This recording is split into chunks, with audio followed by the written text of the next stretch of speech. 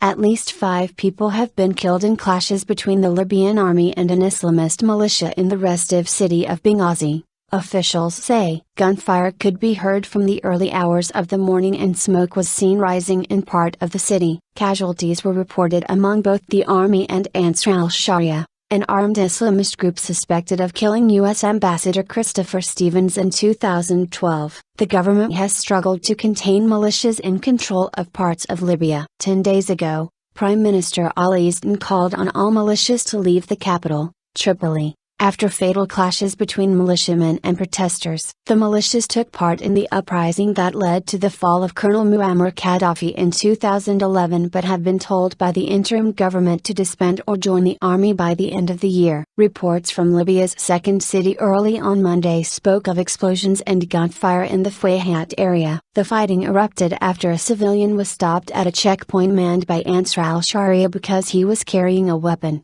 a military source told the BBC. The man was allegedly beaten, prompting a special forces unit to move in. A doctor at Jala Hospital told the BBC that 5 people had been killed and another 30 were wounded. Several civilians were said to be among those hurt. Heavy but intermittent clashes began at about 2 o'clock local time, midnight GMT, and were still going on by mid-morning in various areas of the city. This is the end of Ansar al-Sharia, a military source told the BBC. The army has been driving around Benghazi urging residents to stay at home. Schools are said to be closed. Benghazi, one of Libya's most volatile areas, was where the uprising of Col Gaddafi began. It was also where the U.S. ambassador and 3 other Americans were killed in an attack on the U.S. consulate on September 11, 2012. Ansar al-Sharia, which is believed to have ties with foreign Islamist groups, has been linked to a series of attacks in eastern Libya. Several Islamist groups have formed from the anti-Gaddafi rebels and they have been blamed for recent murders in nearby Derna. A judge,